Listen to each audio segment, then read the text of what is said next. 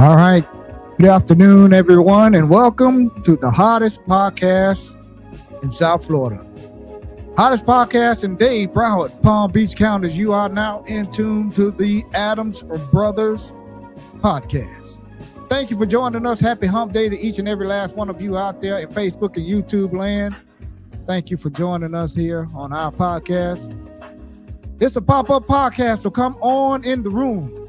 Tap, tap, tap, tap, tap in, and let's chop it up. The number to call in if you want to get in on the dialogue is 754-227-1986, 754-227-1986. Don't forget to hit us up on our Cash App, $ Adams Brothers Podcast, and on Zelle, Adams Brothers POD at gmail.com. This is an Adams Brothers Media LLC podcast. So we want to thank you all for joining us here this beautiful hump day. Let me lower this music down a little bit here so we can get started, so we don't be on here all night.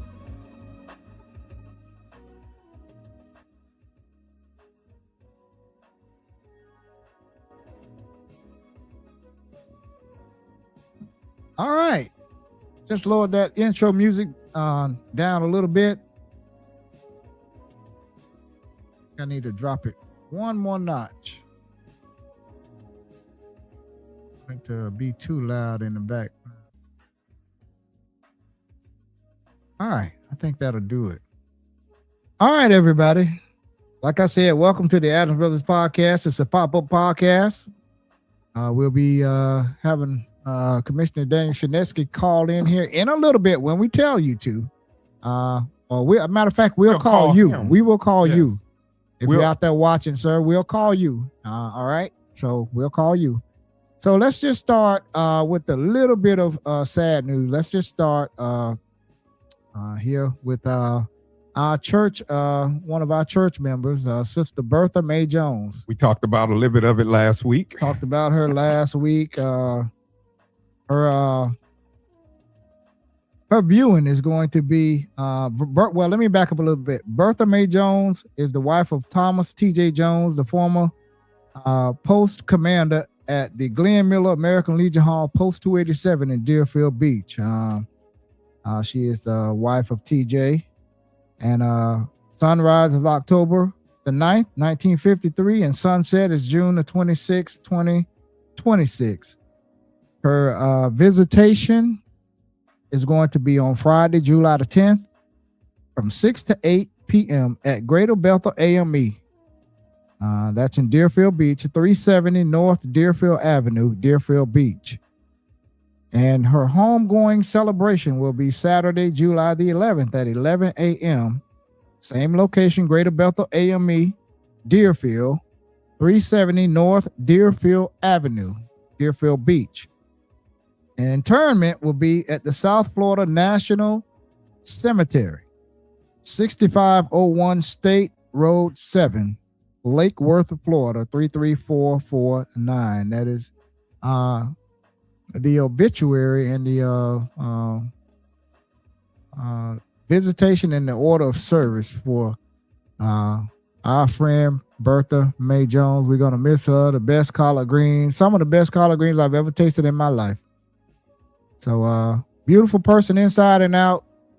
Bertha Mae Jones, we're going to miss you on this side, but we'll see you again one sweet day. So her services is this week. And well, let's move on to the next one. The next one, I should have pulled that up on my phone because I need to see this from my phone because it is a little bit hard to see from the screen. So now I can see it.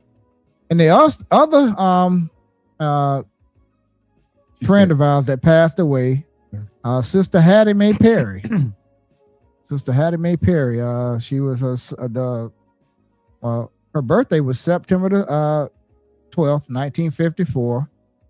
And the sunset was June the 22nd, 2026. Her viewing is going to be on Friday, July the 10th, 2026 from 5 to 8 p.m.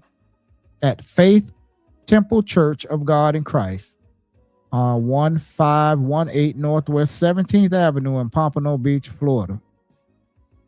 And her service, homegoing celebration, is going to be on Saturday, July the 11th, 2026 at 11 a.m. at Refuge Church of Our Lord Jesus Christ of the Apostolistic Faith Incorporated. That's 5309 Southwest 24th Street in West Park, Florida.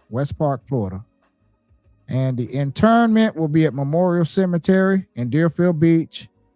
That's the cemetery over at Pioneer Park. 380 Northeast 6th Avenue, Deerfield Beach, Florida, 33441. So that is the homegoing celebration and visitation hours for Sister Hattie Mae Perry. Birthday was 2 days after mine. 2 days after? Virgo. Yeah. I already hear about Miss Hattie. Yeah. Hattie was a nice person. Always nice. I haven't saw her in over 15 years. Yeah. I think she was, she may have been living in Georgia, I believe, with her daughters. But Sister Hattie Mae Perry, we're going to miss you, miss seeing you here walking through Deerfield Beach. And over the years, you used to live in Deerfield and then you moved away to West Broward County, and then you eventually moved out of state. So to the family of Sister Hattie Mae Perry, we send our most sincere condolences to you all. Tangela, Sheila, Miranda, send our condolences. And to the family of Bertha Mae Jones, we send our sincere condolences out to Bertha, TJ, her son that's gone on to glory, George Total Chaos McNeil, her daughter, Lakeisha White. And again, I said I was going to get the name of her other daughter. She has another daughter. And please forgive me for not remembering your name, but we will add it, put the obituary up on our page. But pardon me for not remembering. But our condolences goes out to the family of Bertha Mae Jones on both sides, her side of the family and TJ's side of the family. So we're going to miss Bertha up at the American Legion Hall, Post 287. We're going to miss seeing you at church on Sunday. She always used to stop by the booth and come up and talk to us on the way out. And we are certainly going to miss her cooking for our events and programs up at Greater Bethel AME Deerfield. So Sister Hattie Mae Perry and Sister Bertha Mae Jones both got the same middle name, Mae. Sleep in heavenly peace. We're gonna miss you on this side. So we're gonna move on. We're gonna try and not be on here so long tonight. We got a lot to cover, so we're gonna try to expedite this because I know I have things to do. So Wayne, what you want to talk about? I'm gonna let you go first. And actually, I think people here need to pay attention here. I was to a meeting Monday night where the Charter Review Committee made recommendations, and one of the recommendations was about moving the election from March to November. And I think they have one more hearing on that, maybe one, maybe two, in July. Before the 21st, I think. Yeah. One was moving the election, and that is very important because the election. Jamie Johnson. I'm sorry, Wayne. Her name was Jamie Johnson. Thank you, Jamie. Bertha's other daughter name was Jamie.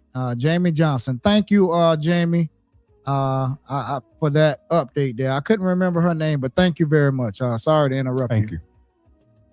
Yeah, and they're talking about, and the intent we all know everyone's just said moving the elections from March to November gets more participants, more people to vote. And I know the intent and the spirit of it was good.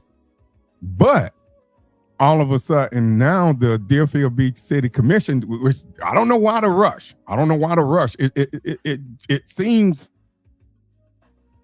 to me the optics look bad because all of a sudden now you want to rush it and put it for voters in this November. So they're all of a sudden now they want to put it to the voters to vote from moving the election from March to November. But if that's approved by the voters this November 2026, that will mean there will be no election that I'm going to put my money forth, put my time and my effort forth. There will be no election come March 9th, 2027. And the optics on that does not seem good to me. No. It don't. But I see what's going on now. You know, I tried to look at it from a different view, but I think I see everything now what's going on. Also, and at one of the last charter review meetings here last week, District 1 Commissioner Micah Hudak added that he wanted to put a supermajority in place if any future commission tries to go back to BSO or anything else. He recommended a supermajority. Now they talked about that this Monday night too. Where was that supermajority when they got rid of BSO? That's what we're saying. What if that supermajority had been in place? They would have never been able to go because I don't think Commissioner Ben Preston would have voted for that. No, he wouldn't have. And Commissioner Shinesky either. So they wouldn't have never made that threshold. But all of a sudden now, again, the optics, and I'm just seeing all this stuff happening now. You gotta call it up. Gotta call them out on no coincidence in politics. Trust me, I heard that all my life. And all of a sudden now, Commissioner Hudak wants to put a supermajority in place. And that's wrong. Yeah. It didn't take a supermajority to get us there, to get us to leave BSO. So why? And you want me to answer that? It's a lot of political maneuvering going on behind the scenes. You got a lot of people behind the scenes trying to make moves. Yeah. I mean, to change the election now. What's the rush? What's the rush all of a sudden now? Well, what's the rush? In my opinion, I think they're a little worried about you and Dan Hurst. No, Dan Hurst haven't filed the run. Joe Miller filed the run because Dan Hurst said the other night. I meant Joe Miller. That's who I meant to say. Dan Hurst said the other night that's what they're concerned about. Joe Miller and Wayne Adams. Joe Miller, and Shinesky turning taking back everything that they already have put in place. So that's why the supermajority was brought up. That's why the supermajority was brought up. And trust me, it's a lot of people, but I see what's going on now. Yeah. I must say, I was naive and looking at people doing the right thing here. But I see what's going on now. I see, and I'm gonna just leave it right there. I see what's going on. I see. So, they're trying to move the election now. They're putting it on the ballot for voters to vote in November for moving the election. So if the voters approve this, it won't be an election come March. I would have to wait till the presidential election, which will be 2028, November of 2028, to run. Why now? But like I say, I see what's going on. I see what's going on. I see now. I see the dirty game that they're playing now. That supermajority, and I see trying to move the elections. I'm awoke right now. I see what's going on. Yeah. I gave you folks the benefit of the doubt. Yeah. But I see what time it is now. Yeah. Well, I'm gonna just leave it there. They're playing chess up there while everybody else is playing checkers. I mean, you know what the pros and the cons of a supermajority is? Let me read it to you. The pros is it protects the minority groups from having their fundamental rights eroded by the silent majority. And the cons is the higher barrier can lead to political gridlock, allowing a small majority to block urgent or widely supported reforms. So right now, they are the majority, the simple majority right now. Oh. But they're looking down the road. They're playing chess again. They're looking down the road to see who may get elected in the future to say, okay, if two commissioners change up and the two commissioners who they think might get elected to the commission, then they're no longer the simple majority. It wouldn't work for them, and the new commissioners could then come in and change everything. So that's when they wanted to put in the super majority. Those folks don't know how I vote, so why would they even put that in their mind to even think that? That tells me a lot right there, how they're thinking right now.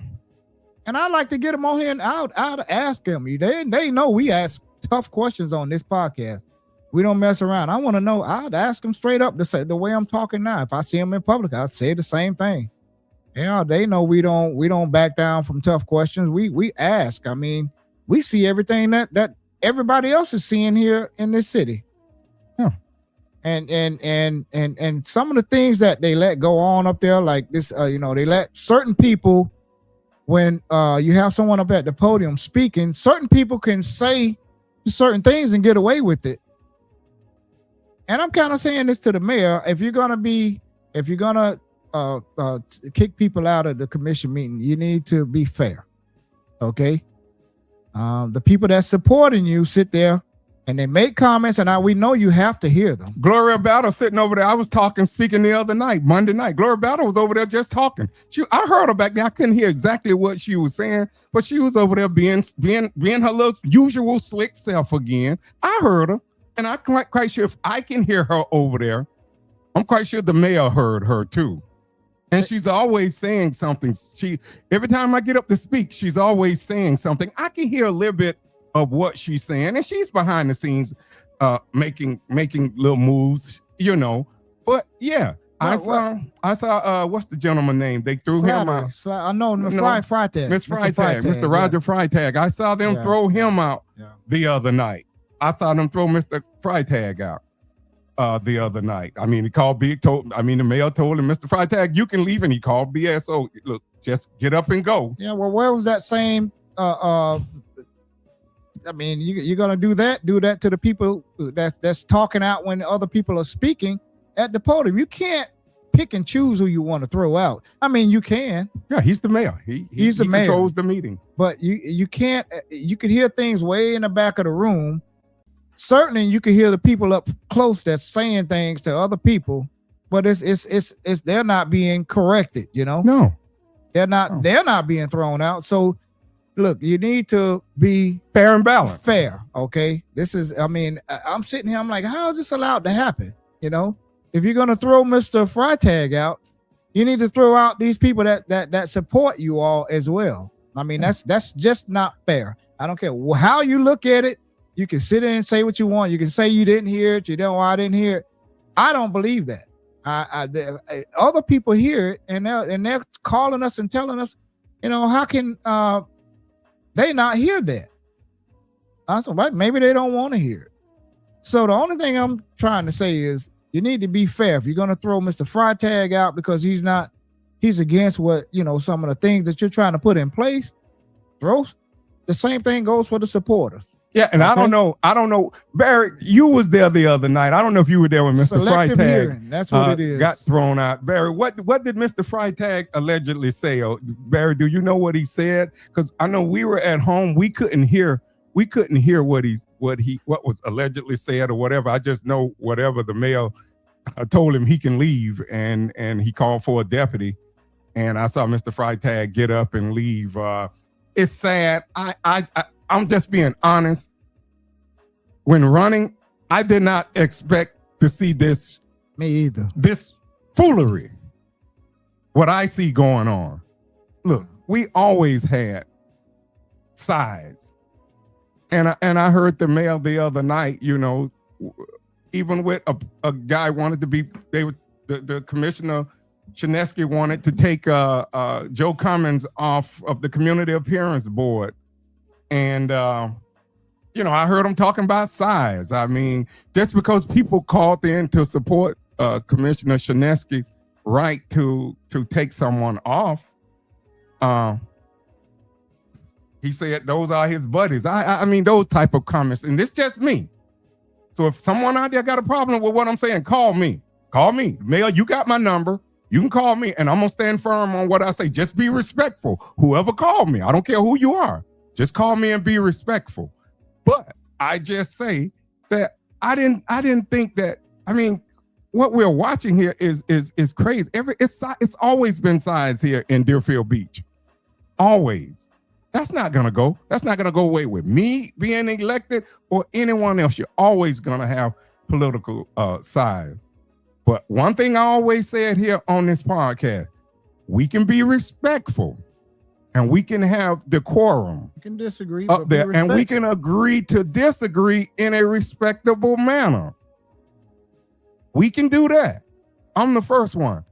Me personally, I feel like, and I said this, go back and look at our podcast last year, that whenever someone is appointed to a board, and I can speak for myself now, when I'm elected, whoever I'm putting on there is going to be from District 2. I don't need to go outside my district. I'm quite sure I can find someone within my district that is qualified and wants to serve. That'll stop all of the foolery. That'll stop it all. That will stop all of the foolery. I don't have to go and try to find someone that I think that's going to push something ahead, push my agenda. No, I'm going to find someone right here. And I'm not going to them and ask them how they think. If I feel like you want to serve, you truly want to serve, look, and I come to you and ask you, do you want to serve? I'm not going to ask you, do you support this person? Do you hate this person? Or do you dislike that person? All I need to know is that you want to serve, because I want to do things the right way, because I'm sick of these political foolishness games that go on here in this little city of 86,000 people. It is beyond shameful. It is. It is. I had to turn the TV off the other night. I'm like, I can't believe what I'm seeing, how they're systematically, just step by step putting this in, I mean, the super majority. Where was the super majority when you got rid of BSO? But now you want to put it in place. You want to come in and it has to be a super majority. Well, if three commissioners vote for it, one could stop it. That's what a super majority does. But it didn't even go through the Charter Review Committee. Why not bring it through the Charter Review? Why wait till the meeting and then the commissioner come in and bring that in? The optics of that just don't look right. I mean, come on. Come on, Commissioner Hudak, you better than that. Yeah. At least I think you're better than that. I had to turn the TV off. I couldn't watch it anymore. I'm like, I'm getting a little sick to my stomach watching this commission meeting here. That's my opinion. Okay. I'm not backing down off of my opinion. That's why I didn't feel like I needed to go to the meeting. I told my brother, I said, man, I'm not going up there. Their mind's already made up, And that's what a lot of people think. That's why people don't. And I think that's what these politicians want you to think. They want you to think that their mind already made up. So there's no community engagement and they just do what the hell they want to do. And then they sit up there when everybody's gone home and do little shady stuff like this. This is crazy. You throw on that super majority. You don't know how I think. You don't know how I'm gonna vote. You don't know how Joe Miller is gonna vote. You're just guessing. Yeah, that's what you're doing. But he said Susan Page says the comment was Roger was in reference to Dan's buddies, and she said that it should be the prayers are. I said my prayers are with that when the March elections happen. we can get some calm-minded people in place. It's like I said, it's sickening to me to sit here and watch some of this stuff that's going on. And then when you bring it up, they don't know, stop scaring the people. Stop scaring the people. I keep hearing this, stop scaring the people. But then just give it a little time, and what the people are saying, it's exactly what they're doing. Yeah. I see what's going on now. It's exactly what they're doing. I see what time it is now. I mean, you know us. We call an ace an ace, a spade, a diamond, a diamond. What we see, everybody out there in YouTube and Facebook land, you all are seeing the same thing that we see. And if you all are seeing anything different than what we see, correct us. You know. But that's what I see. And you went up to the meeting, and it's just some things that I see that I'm not happy with. And when the election time comes again, whenever that is, March or November, go vote. And all of these little sound bites and everything, and these little video clips, we'll have them. Yeah, we'll post them. November, vote no for March elections, because they can come up with something better than that. I mean, for November elections. In November, vote no for moving the election from March to November. Look, this commission, why rush now? Why is the rush? All of a sudden right now, we had these people on our podcast, and we asked them about this. Yeah. We asked them. Yes, and like I spoke the other night, yes, I know the people, we want to get more people to come out and vote from March to November. I understand. I like I said, I understand both sides. I understand when they say that if the elections stay in March, the focus is on the local election here in Deerfield Beach. I understand both sides. Trust me. I wish we can find some middle ground to both. I understand. But all of a sudden now you want to rush it through. You want the commissioners to stay in there for an extra year and 10 months or something like that? You want them to stay in there? No, that don't pass the smell test with me. And as I said the other night, I have put money out there. Yeah. I got people right now working on doorgrams and everything. Yeah. So you see this comment here? I'm not to cut you off. You said, meaning what Drosky was saying, all the trouble was people standing up for Dan Shinesky. Yeah. That's what Susan, it is obvious. We've been saying this for how long, Daryl? For almost a year now, that they don't like Shinesky. When Shinesky was in there first, Commissioner Shinesky was a first-term commissioner. The man is learning. Yeah. He's learning, give him a little bit of grace. I know, okay, he's been in there over a year. Well, why don't we call Commissioner Shinesky? Why don't we just call him? Yeah. How about that? Let's just we're going to call to the Commissioner chase, Shinesky, and we want to talk to him. Let's just give him a call here. So this is sickening to me. I don't usually let things bother me, but I'm sitting there looking at it like you could just predict what they're going to do,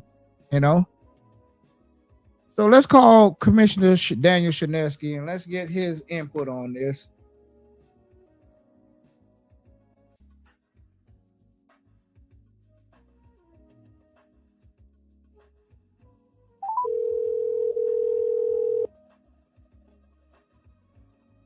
Yeah, I'm getting right there.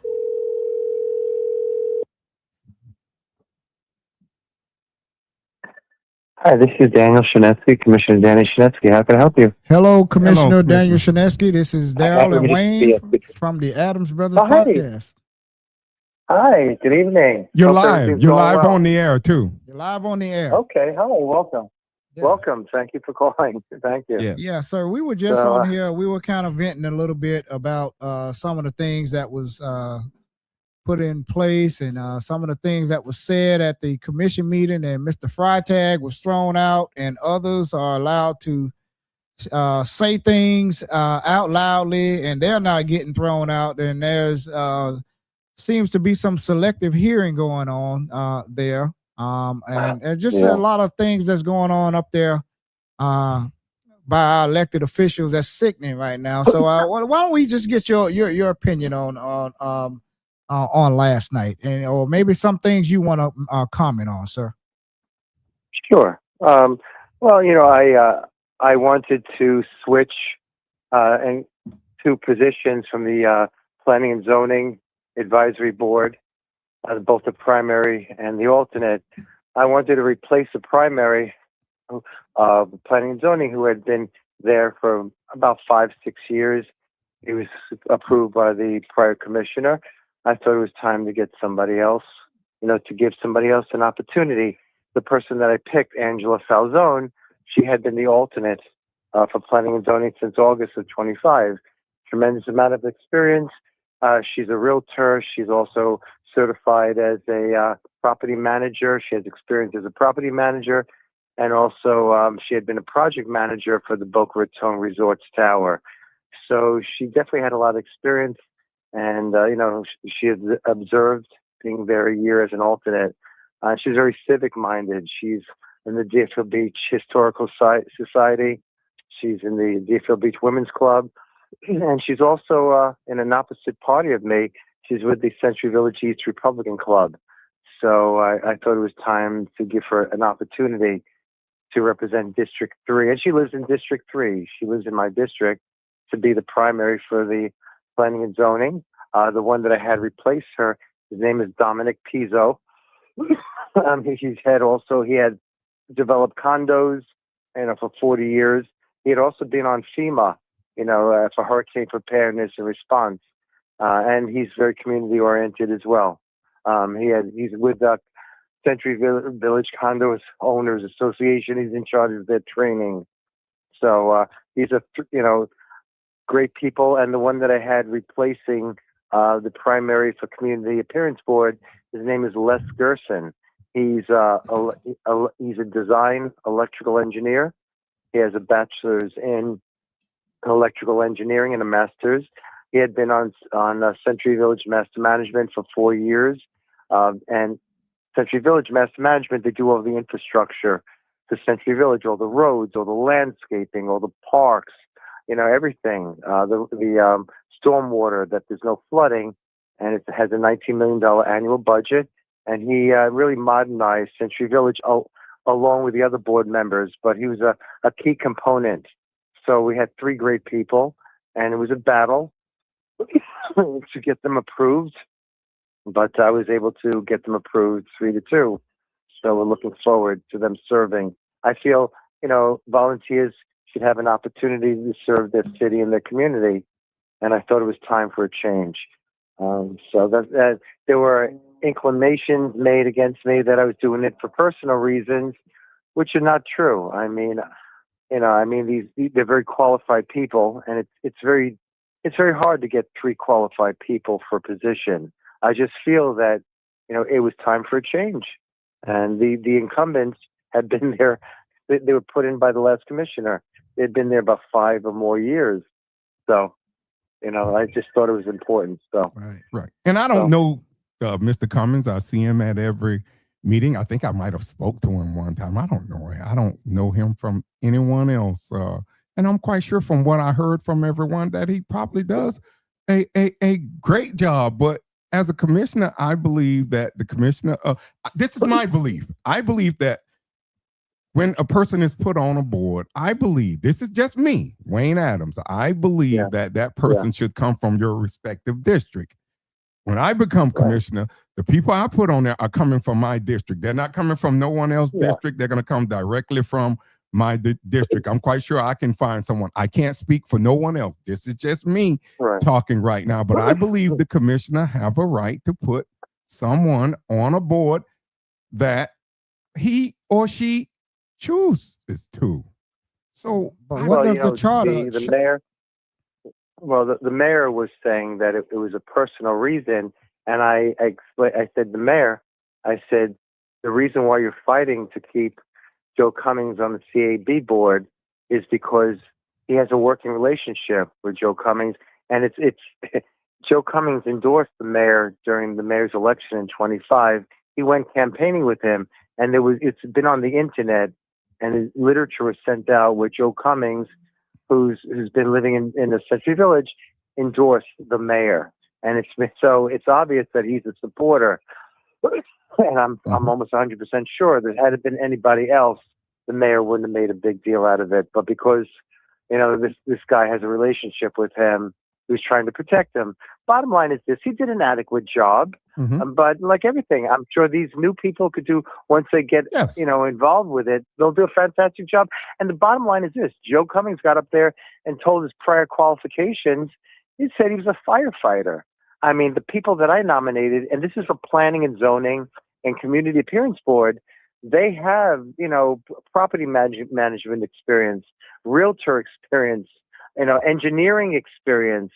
I mean, that's a job description for these boards. So, and Bernie Parnes got up there and he was saying, "Hey, my applicants don't have the experience." And I brought up a fact.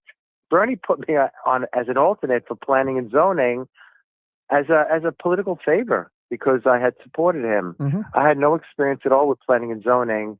But I worked and I did a good job, a credible job as an alternate.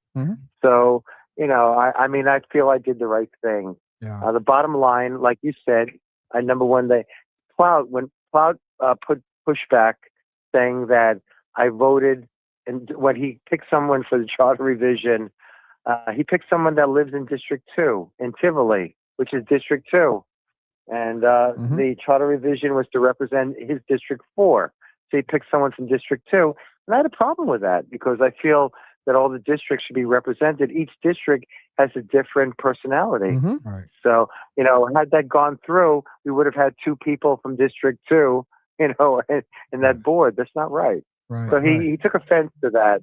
So, but he ended up picking somebody that lived in District 4. So, but that was what I had to go against. And, I did my best. And I brought up a lot of things. During the fire commissioners, that she was, talking about what's going on with the transition with the fire.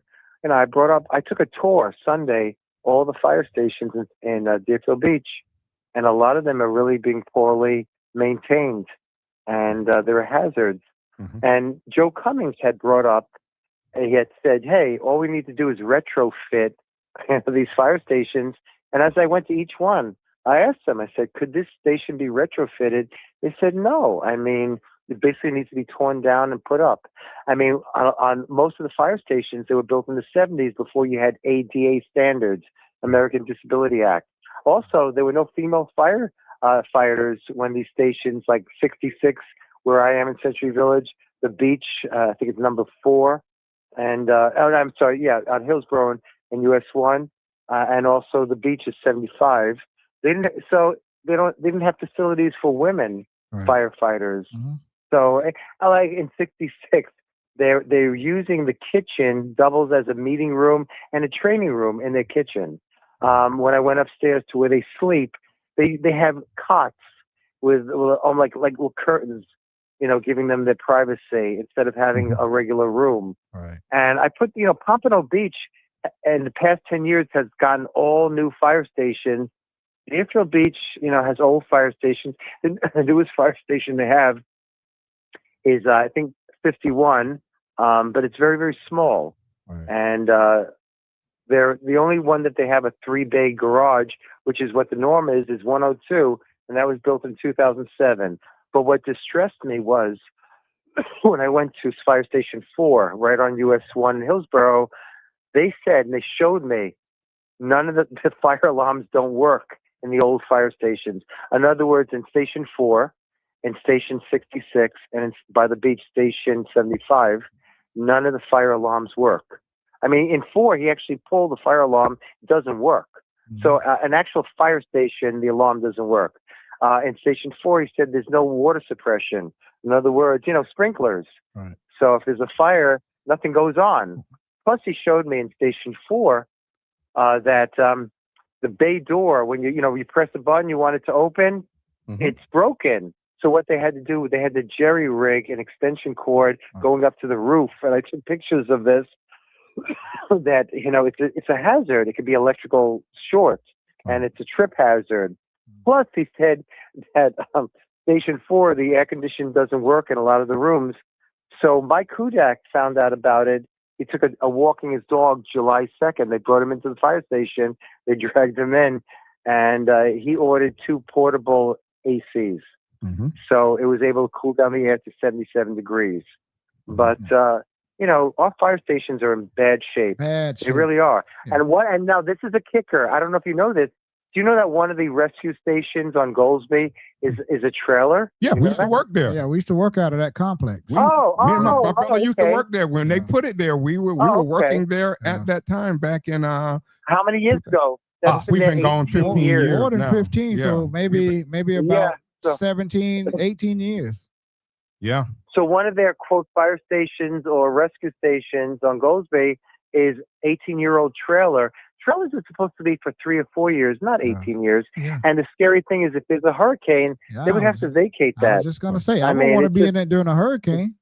Yeah. No. This is just a lot of problems, and I wanted the public to hear, because when Cummings made the comment, just retrofit. He's from Pennsylvania. They use European brick, which is a very heavy brick, just like if it's in Europe, that they last hundreds of years.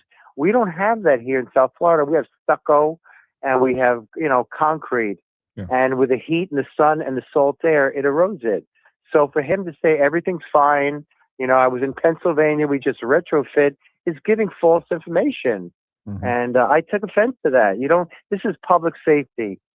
Plus, I said, with the Southwest 10th Street construction, what's it going to be like for Station 66? He said it's going to be a logistical nightmare.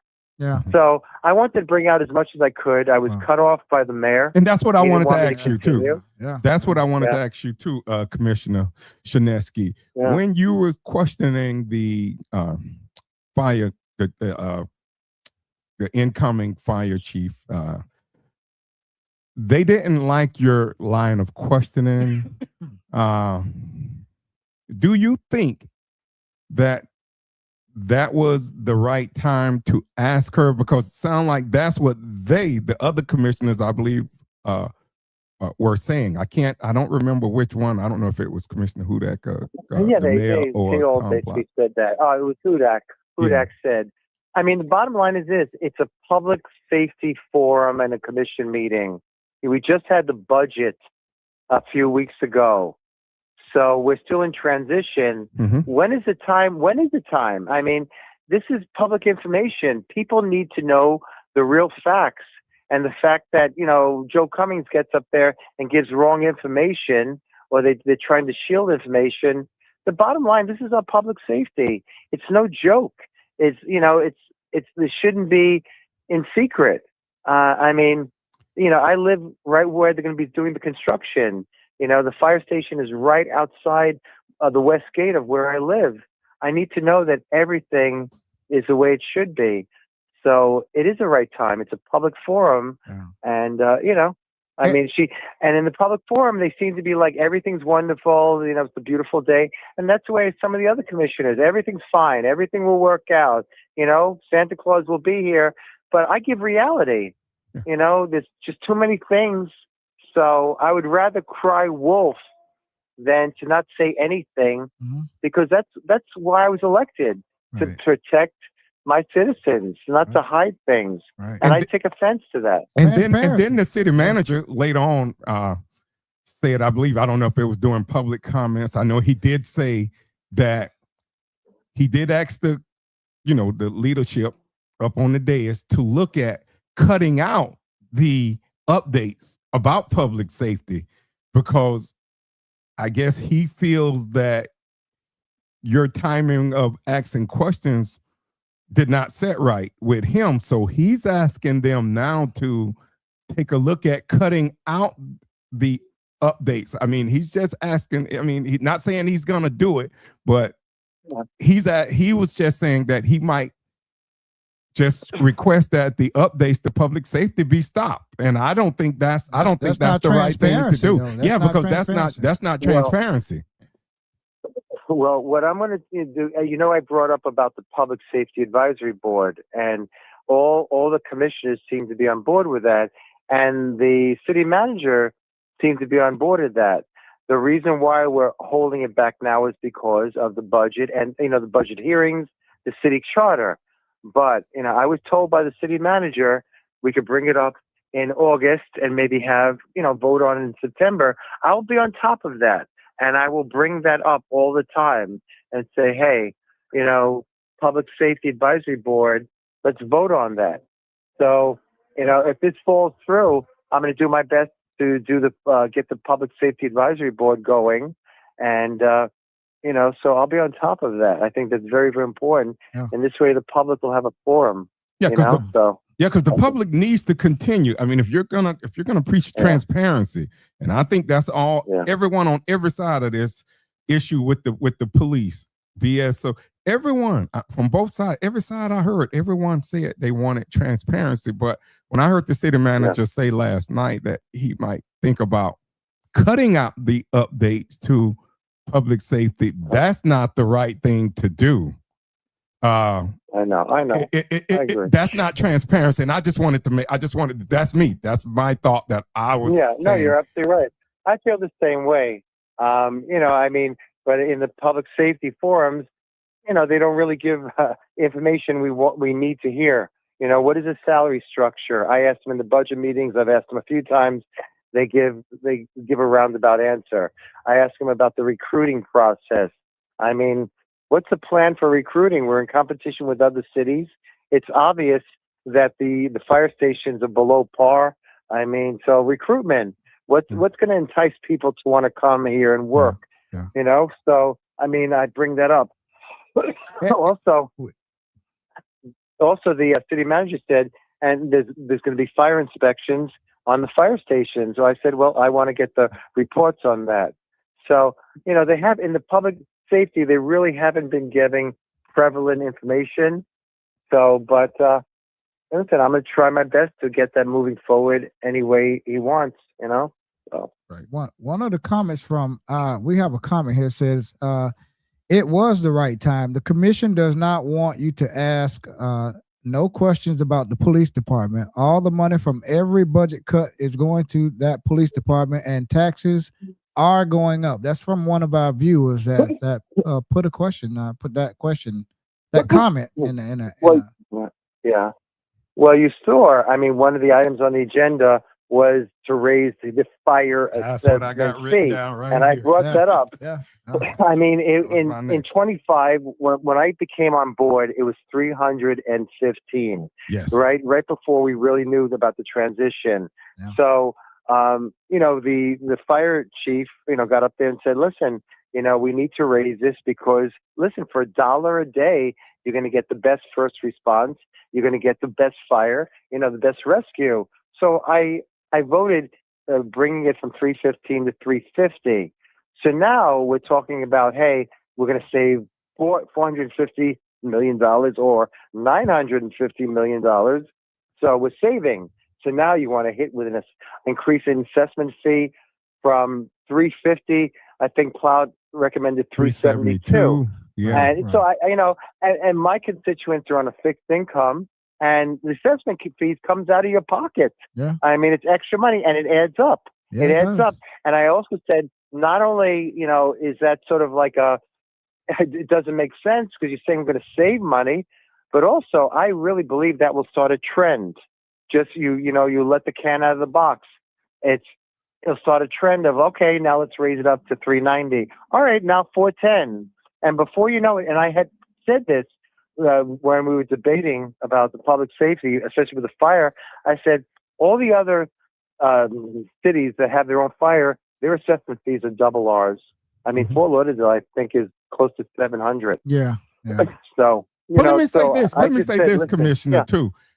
I hear when I'm up there that we don't want to be like Boca. We don't want to be like Fort Lauderdale. We don't want to be. We our own city. But when it comes to raising fees, all I hear is those sister cities, their fees. Right. So I don't think you can get the chance to just pick and choose whenever you want and say we unique, we this unique city. But You say you don't want to be like Boca, you don't want to be like Delray, you don't want to be like Pompano, you don't want to be like Fort Lauderdale. But every time it's a fee, like the fire assessment fee or any other fee, those are the comparison cities. Yeah. So how can you say that on one hand? We all and not copy off of the each other. other? Every city copy off of each other around here. That's just Stop the that. bottom line. Yeah. Okay. I agree. Yeah, I and- agree. And I think what I'm afraid is it'll be a trend. Yeah. They'll raise it up to $3.72, and then eventually we'll break the $4 barrier, and that adds up. It's Yeah. like gas. Yeah. Hey man, for $20, I mean, I had gas, for the whole week. Now every 2-3 days, I got to get more gas Right. because the prices of oil are going up because of the war. So, Yeah.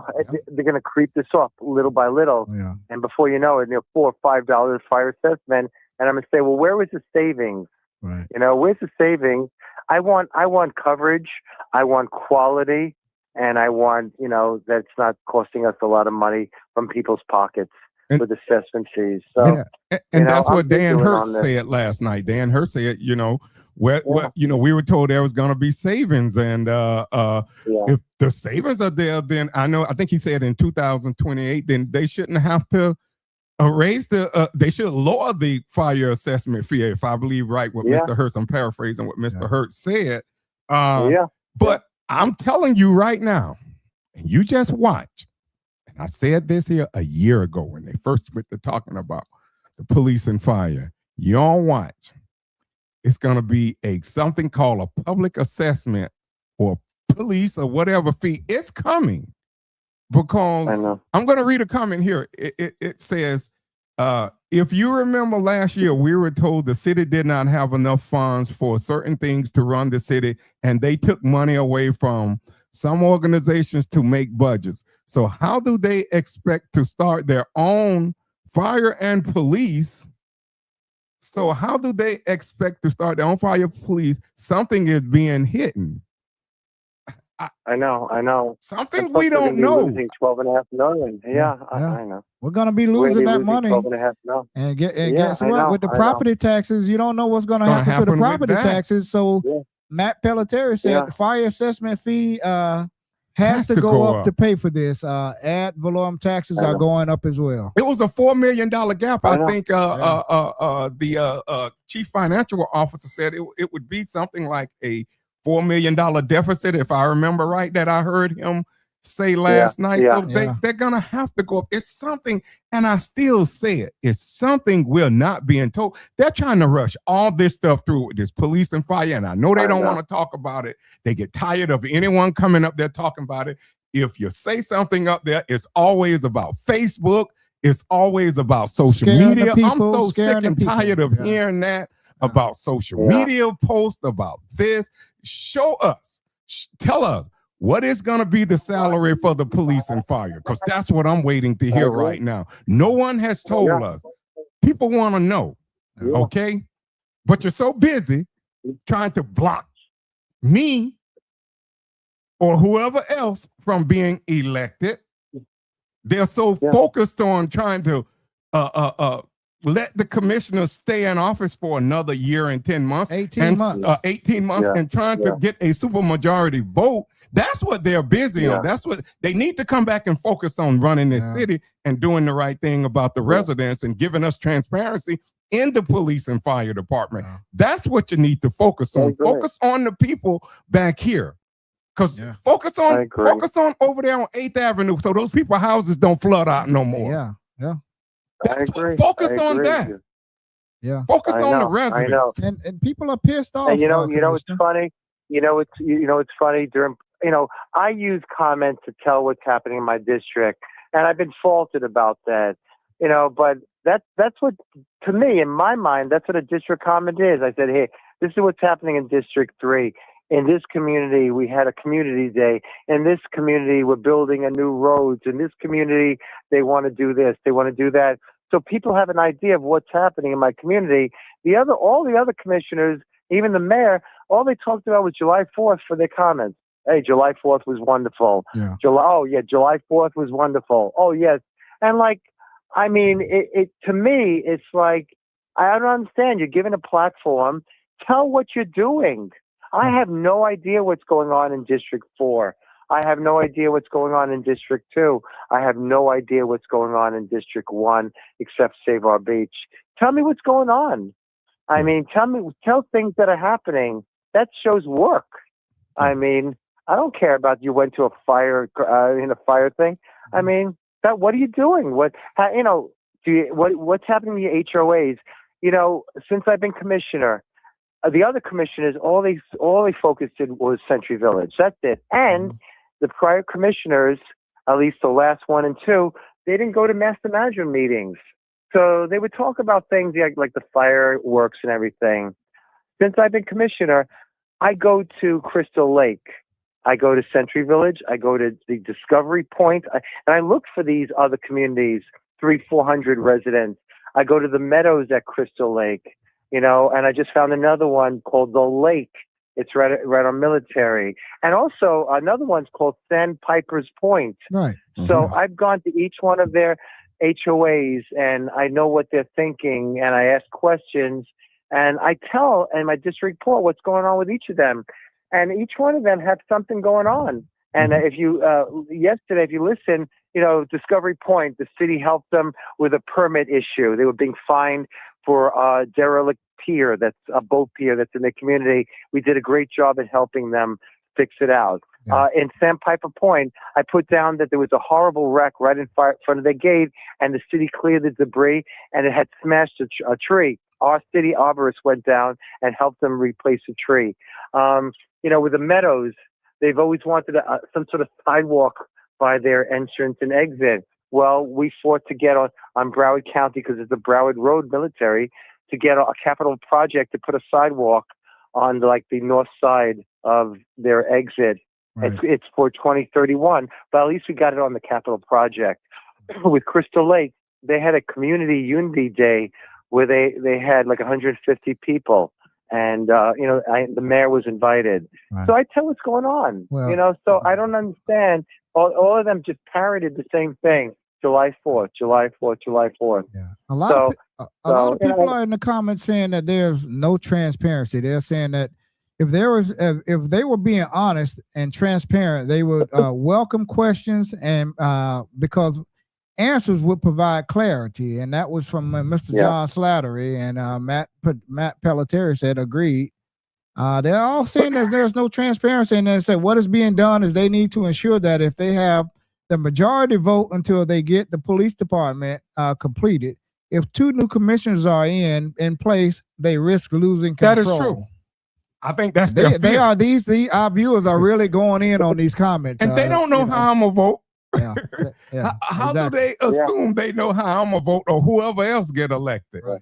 But well, you know, they're behind the scenes making moves. November. Yeah. I know. But you know, it shouldn't be so Machiavelli. Bottom line is, we're public servants. We're here to help the people, do what's best for the city, get a vision, get a plan. So I don't understand all these chess moves. You know, I don't understand it. I just want to try, you know, if I could help somebody, my community, the city, I'm happy to do it. Yeah. So I don't understand, you know, so, but, you know, I'll do the best I can. I try to always be transparent. Yeah. Well, keep doing. I always tell you, sir, Mr. Commissioner Shinesky, you're a first-term commissioner, and I heard former Mayor Gantz say one time that it takes you about 2 years to figure out what's going on up there. So, to me, and this is just me, you still have that. And I believe a lot of things that the mayor said, former mayor said. You know, it takes you a while to get accustomed to what's going on up there. You have to read your packages and ask a whole lot of questions. And you do that. You ask a whole lot of questions, but I'm giving you that 2 year grace. Yeah, but you know something? I hit the ground running. I didn't need 2 years. I have God bless me with common sense. Yeah. I listen to what the people are saying. I listen to all views. All views. I always heard both sides. So I didn't need 2 years to get everything. I don't need that. I know what to do, you know, you listen to people. You think, try to go outside the box. So, you know, I'm not going to be pigeonholed. I'm not going to be told what to do by any faction. I'm not going to be intimidated. Right. I was voted in by the people, and I'll do my best. You know, that's all I Right. can do. Right. Yes. Well, you keep doing keep doing the work for the people. You were elected to Yes, serve sir. the people and be the voice of your constituents, and then you keep on doing that. Some people might not like what you say or how you say it or when you say it, but you are You're were asking a lot of elected. questions You that were the people want to know. questions, right? Yeah, and they're valid. A Yeah. lot of them are valid questions. You know, maybe some people Yeah, might say, yeah. "Oh, it's not the right time to ask Mr. this questions or Slattery, something," but It's hey, public just time. I mean, we had a commission meeting. I mean, what do you mean? She's up there giving the status of the fire, Right. transition. So I don't see what other time. I mean, it wasn't like the sanitation commissioner got up there and I sprung up. She's a fire chief, Right. and they were talking about the fire department and first responders and rescuer. Right. So that is the time. right, So they're wrong. right, And they I'm went not to going to let talking them about pull the raising wool over people's voices eyes. and Just like I'm not going to let that guy who got up there and said, just retrofit a trailer, retrofit all the stations that are, very inadequate and they're not Right. up to code. I'm not going to let them get away with that. right. And So, I didn't do anything wrong, and that was the time to speak up. I'm gonna read a comment by John Slattery. Mr. Slattery said that there's no public comment allowed during or after the public safety update. So Commissioner Shinesky is asking the questions that the citizens want to ask. Sure, it seems Yeah. awkward, but when else will we get the information if he's not publicly asking? So that's from John Slattery. that's very fair and accurate. That's Yeah. I think that's a fair comment. Assessment. Yes, Yeah. definitely. It is. You're right. So I mean, this is what the people, again, it's a lot of things going on up there on the dais up there right now that the people are not happy about, and they might, again, they're gonna have to answer to these people at the polls, whenever that's gonna be for them. One commissioner up there, he won't be there, but the mayor and Two commissioners won't be there. two commissioners won't be there. Yeah, District yeah, 1 and District Yeah, 2 so commissioners. 1 and 2 won't be there, but then you'll still have the mayor yeah. and Commissioner Plow. But he's damn sure trying to put everything in place to protect the legacy of whatever they got going on right now. I mean, and that's clear. My question is this: I know they proposed, like Hudak proposed, to extend it 20 extra months, and I want to know why. He never gave the reason why, because what you can also do is they could also add on 20 months to the 27 election and the 29 and put it on the ballot where people know they're voting for a candidate that's going to be there for 5 years, 8 months. Right. So, so why can't they? And then it would come out to November. Right. So why is he purposely like, no, it's like a kid, saying, hey, I want to give myself an A+. Is why? I mean, why do you feel you should get that? I mean, if you didn't do the work, or an employee saying, "Yeah, I'm giving myself a raise of $10,000." It's like, it's the same thing. My question to him is, why? Why does he feel that this should be done, extending his term and Preston's term, additional 20 months? What's the reasoning? Well, we know the reasoning. Wow. Police and fire. Yeah. Yeah. Right. We know the reasoning. Got to have that. Hey, well, let's put a supermajority on that. Okay. Let's put. I know. I don't even think we have a supermajority to fire the city manager. I don't even think we have that. I think it's just a simple just majority. for the fire department, I think. So police and fire. This is what we're gonna start doing now. We're gonna start trying to put supermajority on something that we don't like. This is where we're going now. I mean, as a city, we don't need this. We don't need and this what it does here. is, it squeezes out the other district. This is a supermajority. It squeezes out another district. It's just not right. And I said, if the idea is going to work, it should stand on its own merits. It doesn't have to be protected. Yeah. So these we'll comments. see what happens. One fight at a time.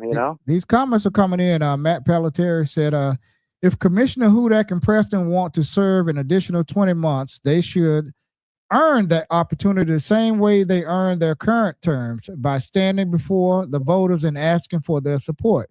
Extending their terms through a charter amendment is not the appropriate way to remain in office beyond the 4-year term for which they were elected. The citizens elected them to serve a specific 4-year term. If they wish to continue serving beyond that, they should campaign, present their record to the public, and let the voters decide whether they deserve another term. That is how representative government is supposed to work. Changing the charter to extend the terms of current office holders undermines the principle that elected officials are accountable to the voters at regular established election intervals. I don't think any extension of the elected officials' time in office should come from the ballot box, not from changing the rules after the election has already been taking place. The residents of Deerfield Beach deserve opportunity to choose who represent them and win. That right should never be taken away or postponed for the convenience of those already holding office. And I agree wholeheartedly with what he just said, you know. I agree. Well put. And I don't think Commissioner Preston wants to serve. I think Commissioner Preston ready to just go. I mean, that's my personal. I don't think he wants to stay there. Yeah. I mean, I just think he wants to end his term. He served. I think Commissioner Preston just wants to go. And I mean, me personally, I don't think. Now, I don't know about Commissioner Hudak. I think he has other reasons to wanting to stay, and it's going to enhance all of their pensions. It's all too. coming out. I mean, like I say, I see now. I see what's going on now, and it don't take me 2 years. I'm not even in office, and I see what's going on now. I see. I know. Yeah. So and the people and the people and the constituents in every district here in Deerfield Beach, they can all see. And if you sit down and talk to them, they say this is what they're going to do. They're letting Commissioner Hudak lay the groundwork, and then they all vote on it. You know, that's just exactly what they're doing. You know, one leads, the other follows. Yeah, and they can't. Don't insult the intelligence of the people of Deerfield Beach, the taxpayers. Yeah, I mean, we see what's going on. Everybody can see what's going on, as much as they don't want to admit it. Everybody sees what's going on. And it's not a matter of no one on sides and all that, because that's all like, I'm sick and, I mean, you're talking about bringing the city together. Bring the city together. But all this sides with this person on this side and coming from the leadership, that is, look, let it play out. Let everything play out. We don't need, we don't, as a city, sitting back. I did not expect what I'm seeing right now. Me running for office, Lord knows I did not see this coming. I did not. Yeah. Well, the only way to change what's going on is at the ballot. You know, if when their terms are up, when the mayor's term is up, if and any of those commissioners that's sitting up there, if you don't like what you're seeing right now, remember it when it's time to go to the polls. When they knock on your door and they ask you to vote for them, and you just remember what's going on right now. We can't do much about it right now, but we can go to the polls and vote. Yeah, and ask them tough questions. When I come knock on your door, you ask me tough questions. I want the people to ask me tough questions. I really do, because I'm the type of person, I'm going to answer their questions right there. And one thing I tell everyone when they talk to me out there, I'm not a guy that's going to tell you one thing behind your back and go public and say something. What I tell you, and maybe if I get more information, I'll change my mind. But I'm not the type of person to tell you one thing, and then come back and say something else publicly. Y'all going to see I'm a straight shooter all the way. I don't play those political games, and I don't plan on playing them. Commissioner Shinesky, is there anything else you want to tell us before we go? Because to be honest, I'm ready to get off of here myself. Any last words before we let you go? There was two things. One in my district that I'm working on, and one that there was an event that I didn't get a chance to say yesterday. I helped with the city and with Sen Club in Century Village to do a community food bank shuttle. Pick up people from Century Village, bring them to the Nina's Place Food Bank, and give them a box of food, free food, and then transport them back. I'm very proud of that. Also, we're going to have in September registration for Meals on Wheels. I'm going to have them come to Century Village. They're going to register people for Meals on Wheels that are qualified. Not only would they get meals delivered to them, and these are people that are homebound, maybe they're in wheelchairs, and there are a lot of those people in Century Village, but also if they have pets, it would also give them food for their pets, and they can't afford. Also, if they were in the hospital or something, they'll give them food for 14 days. So on September 16th in Century Village in the Cookville building, I'm going to have a registration for that. Mm-hmm. So I'm planning that. I'm very happy to help people. And also I want to bring up that 2 Saturdays ago, there was a community unity day. All the churches in Deerfield Beach and Pompano got together, about 18 to 20 churches. And at South Florida Bible College, which is on Southwest 10th, between Military and Power Line, the parking lot, they had a food caravan, fruits, food stuff, and people were lining up and they were getting free food. And this was from the churches. It was called Community Unity Day. And I was there for several hours and I helped bring the food to people's cars. They'd come in with their cars, we'd load it up. I didn't get a chance to bring that up yesterday at the commission. Maybe I'll bring it up at the next one, but I want to bring it up on your podcast. So. Okay. And when is the next charter review meeting again, Commissioner Shinesky? The next one will be July 15th. July It'll be 15th. next Wednesday, July 15th at 7 p.m. Yes, sir. Okay, and the next commission meeting will be July 21st? I think so. Yeah, it's the July 21st. Yeah, I believe it's Okay. the 21st. Yes, sir. Yeah. Okay, thank Okay, you. so Thank you we very have much, been Commissioner. talking You're to City of Deerfield Beach Commissioner Daniel Shinesky.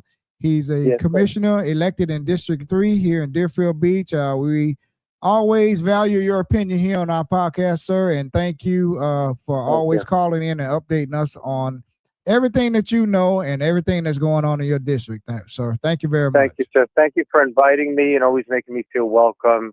And I appreciate your help. Yes, Thank you. yes, sir. Okay. Thank you and enjoy the rest of your evening. Have a good night. All right.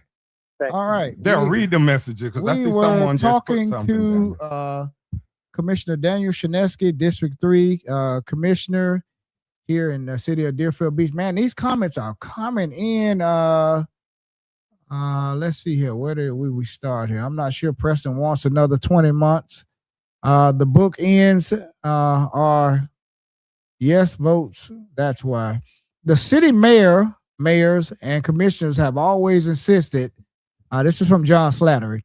The city mayors and commissioners have always insisted that city elections are too important to have city matters voted on during a regular November election. So we have to pay for a city only March elections are too. Why are there these issues like charter changes being pushed into a November election? Let's be consistent and have all the impending city matters voted on in March, like they have always been. Also, this would eliminate the need for commissioners to terms to be extended. That's Mr. John Slattery. And then Susan Page. she said, tell all your friends. And John Slattery said, I love tough questions and awkward conversations. That's when the magic happens. Wednesday, Susan Page said, don't delete the message about the city attorney What message is that? I didn't see that. with the city mayor. I saw that. What message is that? Same praying moment. What message? Maybe we missed something in the comment. It said, I saw it. It said, we don't delete anything on here. No. Who said that? Someone named Same saying, praying moment. Whoever don't said delete your message about the city attorney working with the city mayor. I saw that. We don't know what message you're talking about. What message are you? I don't know what you're talking about. Whoever Hold on, you we are. gotta no. Since she said that, Yeah, call in. No. No, Yeah, she could call in, but no, I'm just saying. Let me go back up to the message. Let me go back up. Let me find the message. That's why I said we didn't see that. I mean, maybe we missed something. I mean, I don't know. That's why I said earlier, go back up. Oh, that's she said. John Slattery said, let's talk about the city attorney trying to help the mayor manipulate, allowing the the regular city election to happen. I think that's what she's talking about. So how do we delete that? No, we're not going to delete it. That comment is going to stay up. Okay. Matter of fact, let's do this here. Since you said we deleted it, what is that? She said don't delete it. Oh, don't delete it. Oh, delete okay. it. Yeah, I thought she was saying. and she clarified down at the end saying she didn't say we said it. Oh, okay. So I stand corrected. I thought they were saying we deleted some. No, comments. we don't delete no messages in there. No, we don't. As you can see, there's the comment right there. And we always say this: the views expressed in the comment section are those of the viewers themselves. It does not reflect Adams Brothers Media and Adams Brothers Podcast, LLC. So whatever comment is put in there, unless it's something racist or something, we don't delete no comments. And I know that's not what the person who wrote that said we deleted, but thanks for the clarification. We understand exactly what you're saying. But no, that comment will stay there. I don't know who you are, but no, those comments stay right there. Yeah, I mean, we just missed it because they coming so fast. It's like when you on a live broadcast and people are commenting and they move up so fast, it's kind of hard to see them. So okay, I stand corrected. I thought you were saying that we deleted a comment. So okay, all right. Yeah. Thank you. But no, we don't delete comments on here. We never will. We don't censor anybody on here. No. Unless you come on here saying racist things or misogynistic or homophobic and stuff like that. Yeah. We will believe Mr. Slattery said he tried calling in. Oh, okay. I saw something come in. Call back again, Mr. Slattery. It said spam risk on my end. So you know me, if it doesn't show a name, I don't answer. Yeah, we'll take this last call. We'll take this last call. Because I'm tired. We've Mr. been on here since 5. Mr. Slattery, call back in. Yeah. I saw the calls. I can see if you see it. Oh, there it is. Let me call him back. Yeah. Oh, there it is. Incoming call.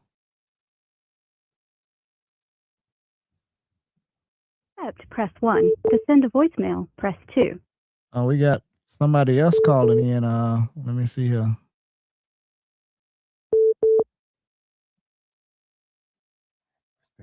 Call Yeah, from. I can't. You're ending this.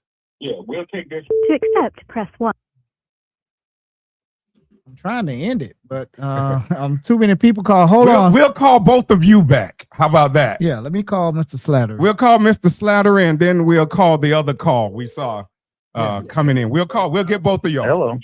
Hello, Mr. Slattery, and welcome to the Adams Brothers Podcast. We'll call Mr. Slattery. Could you turn your volume on your phone all the way down because we're getting the feedback? Okay, please. Thank you. Yes, sir. What would you like to talk about, Mr. Slattery? So I was just calling because somebody had said, "Hey, don't delete that message that I've written about, the city attorney kind of enabling this process with the mayor and the commission, right? To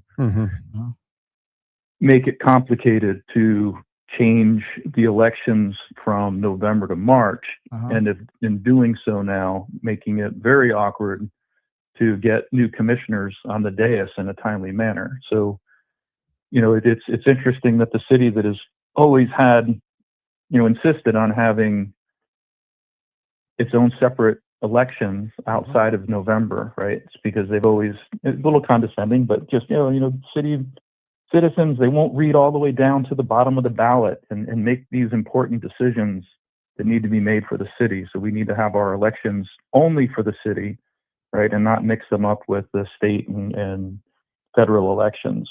And now, the advisory board is saying that, now maybe it is time to change that to November.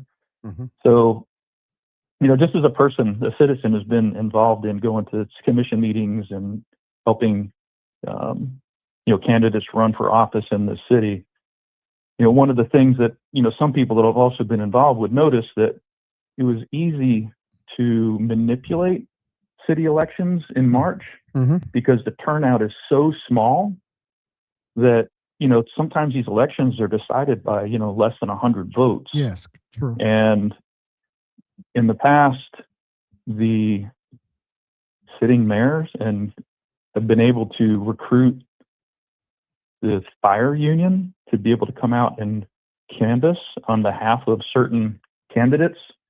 And that was powerful enough to sway voters.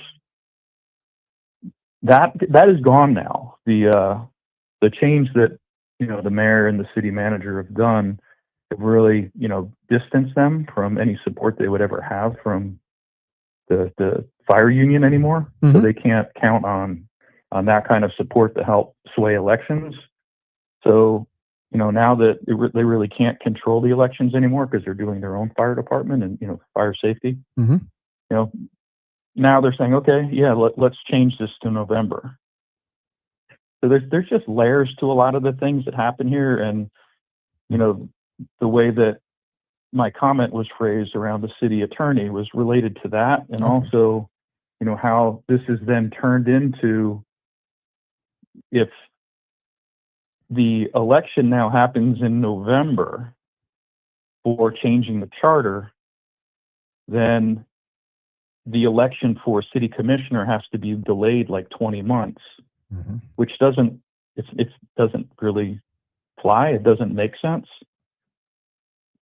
It's ingenuous. It's deceitful, really, is the way I would say it. It's manipulative, right? It's serving a different purpose rather than serving the citizens. It's serving the desires of the people that are kind of pulling the strings up there. And when I say that, let me add some color to that as well. And I mentioned this yesterday, when I stood up at the dais. I said, the truth always comes out.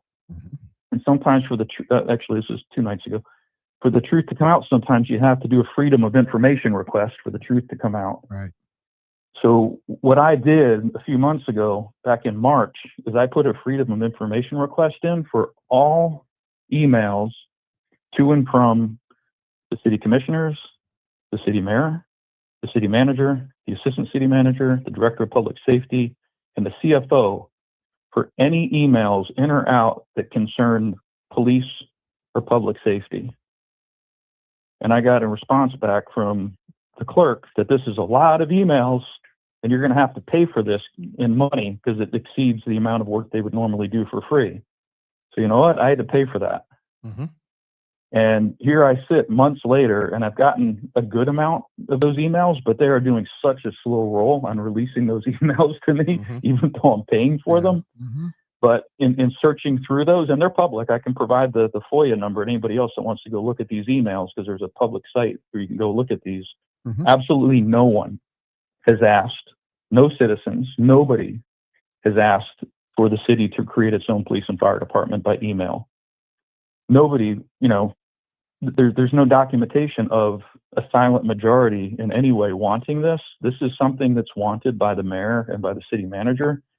And they know that this is extremely unpopular, but to the general public, if you also know like the connections between certain people that do get up and speak in favor of police and fire safety, these are people that have very, very close relationships, almost entirely. There are probably a few exceptions to the mayor, the city manager, and other people.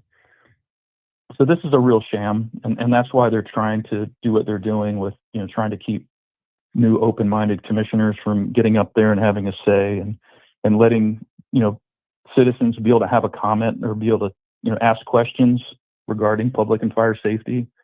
They really didn't do this in a transparent manner in the beginning. These charrettes are really charades that they're having where the public is supposed to now give input on how they want these things to work, because it's really a multiple choice question. Do you want this? Do you want this? Or do you want this? There's not really, hey, we want to have your opinion of should we do this at all? There was never any transparency over what it would really cost. Right. The consultant, quote unquote, that they had do this is not a consultant that would actually do a cost justification. The one that was hired by the city of Pompano was a legitimate consultant that actually looked at the real numbers.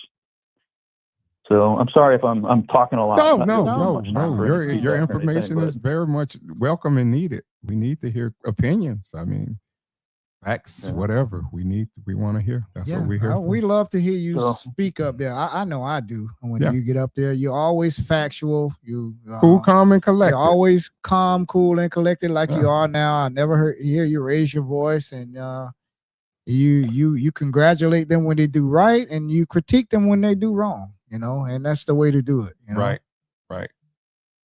We appreciate I that. appreciate the forum you guys have created here for the public to be able to interact, and thank you for that. Absolutely. Thank you, Mr. John Slattery, for calling in. We appreciate your input. And thank you for supporting, and thank you for calling in, sir.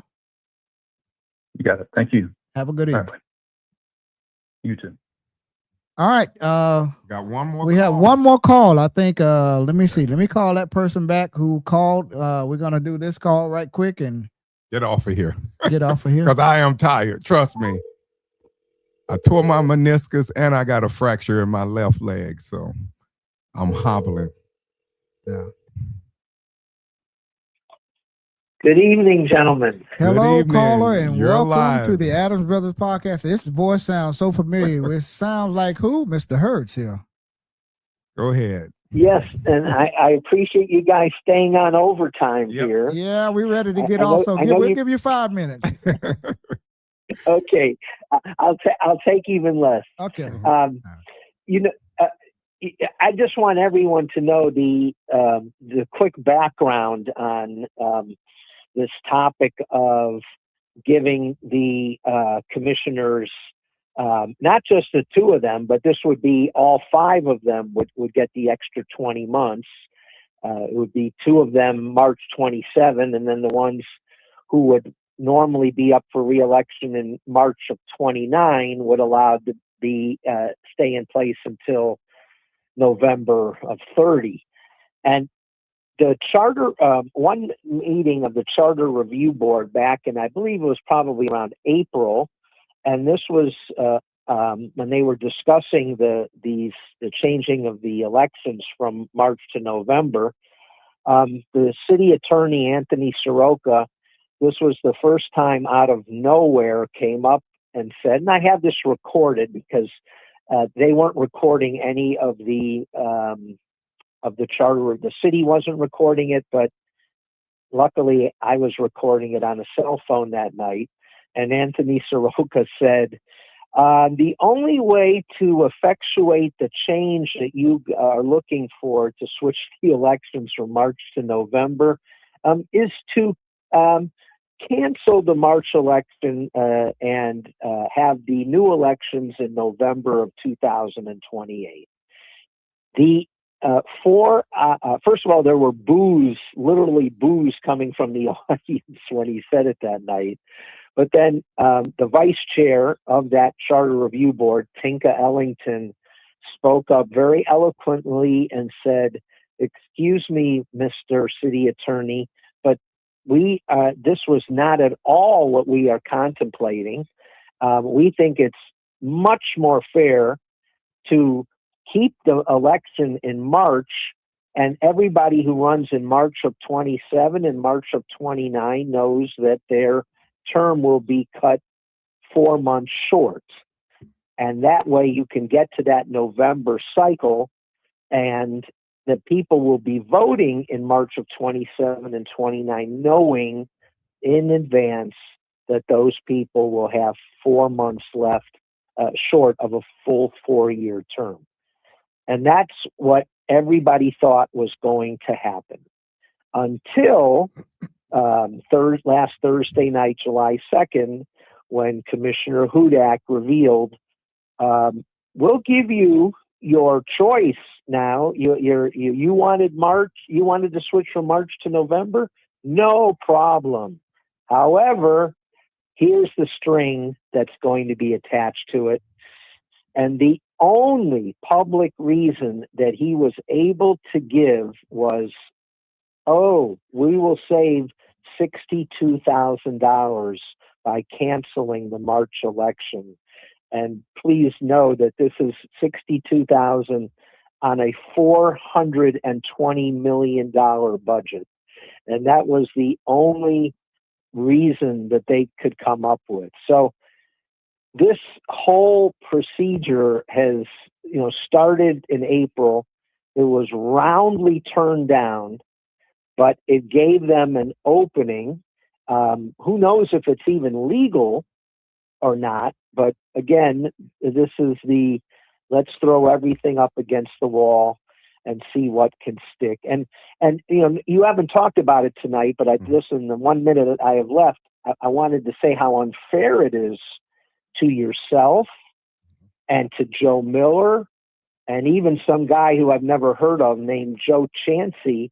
Those are the three people who have already done their paperwork with the city clerk. And what about the rights of the three of you who are totally being trampled on because you had a set of rules and now right in the middle of the game, somebody is changing the rules on you. So on so many levels, this is so unfair. And as you know, somebody like myself who has followed the city closely for years and years, I have never seen the disrespect for the citizens that was shown starting Thursday night and then continuing Monday night with the all of a sudden, the super majority vote to get rid of the police and fire. And I sarcastically said at last night's meeting when they were voting a pay raise for the city attorney, I said, I'm all in favor of that raise. And by the way, why don't you put something in the charter that if a future commission wanted to get rid of the city attorney, it could only be done by a supermajority vote.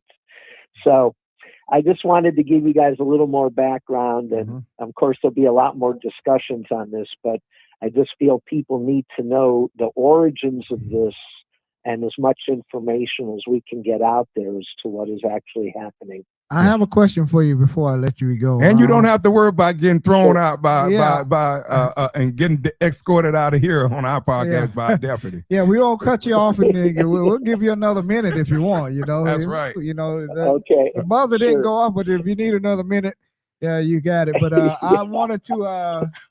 I heard you mention someone was unhinged there at the commission meeting. Right. I caught the end of it. Yes. We'd like for you to tell us if you don't mind. In your own words, a very unfortunate incident happened at the end of the Monday night charter the charter workshop. There were after the meeting had been over for at least about 15-20 minutes, I remained in the chamber, and I was talking to some people who this was their first meeting, and they had a bunch of questions, and I was happy to answer. They were from the beach club, and so all these charter questions greatly affected them. And out of the corner of my eye, I did see ex-mayor Bill Gans speaking with current Mayor Drosky, Vice Mayor Hudak, and Mr. Chansey. And as I was finished, I started walking out the middle aisle toward the back door. And all of a sudden, Bill Gans came charging up the opposite pathway and started verbally accosting me, saying, Dan, you're a big liar. You keep lying. You lie all the time. And this was in a very loud, confrontational voice. And I wasn't about to get into any kind of altercation with him. So I left out the back door, actually very gently out the back door, and went into the parking lot. And he followed me out there and again got very close to me trying to start something. And I went behind two ladies from the Save Our Beach who were out there, and kind of went behind them to put them in the middle between myself and the ex-mayor Gans. And I just told him at that point, I'm not going to engage any more with you. And I walked away, and purposely walked way far out of my way to get to the parking lot to make sure that he wasn't following me. But unfortunately, I've seen this trick before where they will try to engage you and have you do something that then they can use against you at a future time. And I did feel threatened by ex-mayor. You know, he's not a small guy, and when he's raising his voice and shouting at you, it's very intimidating.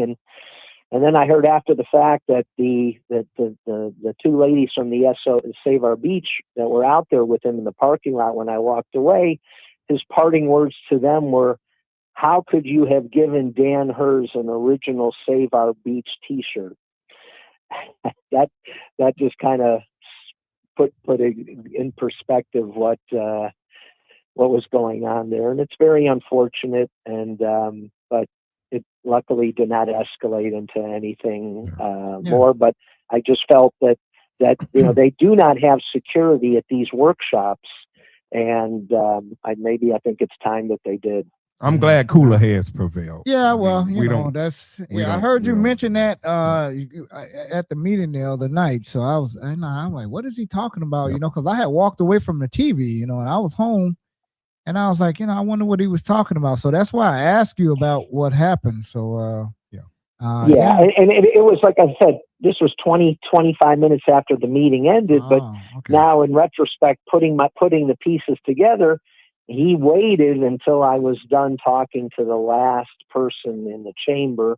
Yeah. And when that person walked away and I started to walk away, that's when he made his move. Okay.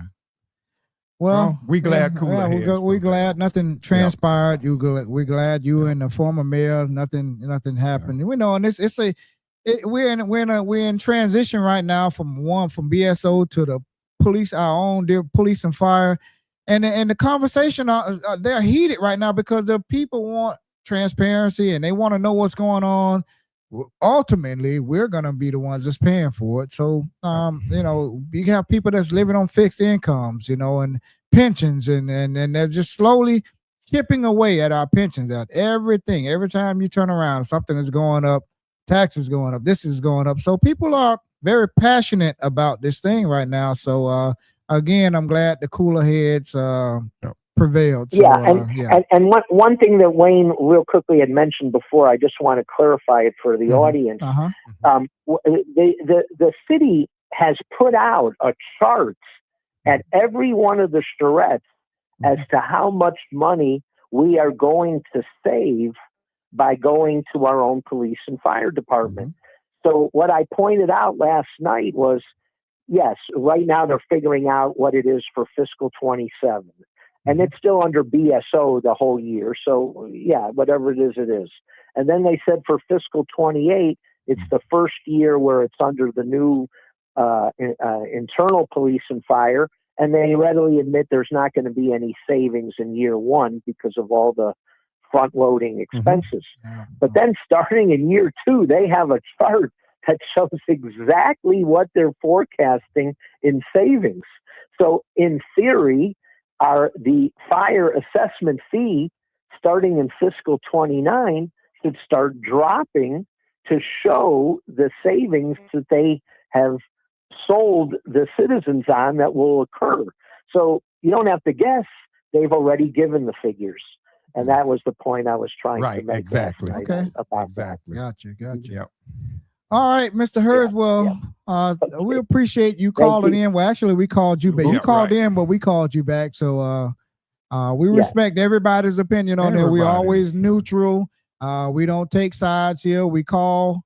We congratulate our elected officials when they do things right. But when we think that they're doing something that's not right, it's only constructive criticism, and it's not attacking them or anything. But if we disagree, we can disagree respectfully. We disagree with them respectfully. That's all I ask. And that's all we don't hear. We're not calling names, but we disagree respectively and passionately here on this podcast. And we don't want no violence. And everybody else that wants to call in, and even if the former mayor or the mayor want to call in, hey, we'll take their calls too. Sure. But I'm ready to get off, not tonight. Well, okay.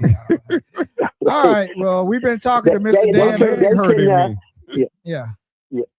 They can. You know what? I would love for somebody from the city to come on and explain a little bit more. Well, we put in a request for the mayor.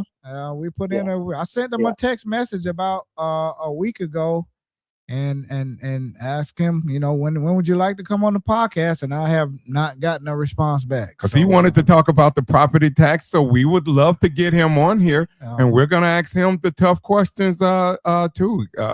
That's the same questions. We're gonna you ask them the tough questions. And the people can put comments in the comment. We'll read them off. We'll put them on the screen so he can see. I believe he's gonna come. Yeah, but he'll come. sometimes they get their feelings hurt. They get in their feelings sometimes when they see some of the things we say on here. Yeah. So, but it's never personal, and I can truly sit here and say this. Yeah. From me. Now, when I mention the people that's trying to talk about me on my campaign, I'm serious about them. But whatever we talk about on our podcast here and our media, it's never personal. And I just want people to know that. They know that about us. It's never personal. I want this city, Mr. Hurst, to prosper. I would love to see everyone get along here. I like to see the shenanigans stop. I mean, that's just me. I'm going to just leave it like that. I just like to see it. Yeah. We'd like to thank you for calling totally in. Understand. We'd like to thank you, Mr. Hurst, for calling in. Thank you for everybody in the chat. Diana Rice, Miss Pam Melatello. Pam Melatello, how you doing? Susan Page, Matt Pelletier, Elgin Jones. Who else? Barry McMillan, Mr. Slattery, Same Praying Moment, and so on and so forth. Thank you all for calling in and chiming in. We really appreciate it. Mr. Hurst, thank you for calling in. We're getting ready to get off of here and have a good rest of your evening, sir. Right. Good weekend. Thank you. And make sure you have a glass of wine for me, too. We just might do that, too. No, not him. Not me. I'm drinking water. Well, I'll have one for you then. Don't worry about it. I'll make up for that. Thank you, Mr. Hurst, and have a great rest of your evening, sir. Yeah. Thank you. All right. So let's get some exit music going on here so we can get on up out of here. So let's see. I want to thank everybody for chiming in on our podcast today. April Lewis Bolowitz, thank you. Arlene Tigner, Diana Rice, John Slattery, Elgin Jones, Susan Page, Pastor Williams, Pastor Keith Williams, everyone. Same Praying Moment. Arlene Tigner, I think I called your name. John Slattery, Desmond Wilson, Janet Man Garner. Everyone. We appreciate everyone. Frank Cristiano. Hey, Frank. We haven't seen you in a while, man. Hope all is well. Barry McMillan, and everybody else that chimed in on our podcast. We thank you all. Thank you all so much, man. It's been a long day. We're getting ready to get off of here and have a little dinner and relax a little bit. Stay passionate and keep the pressure on these elected officials. Stay involved and more importantly, make sure you remember what's going on right now and take the same passion to the polls. Right. Thank you all for watching. Have a good rest of your evening. We love each and every last one of you. And guess what? There's nothing that you all can do about it. Thank you for watching, everybody. Good night. And also go back and watch the interview we had with current running for U.S. Representative Dale Holdness, former Broward County Commissioner, former Broward County Mayor. Go back and watch the playback. It's on Facebook and YouTube, but we appreciate it, everybody. Like Darryl always say, we're never gone. We're always here watching. So God bless everyone that was out there in the chat. Y'all have a blessed evening. Good night, everybody.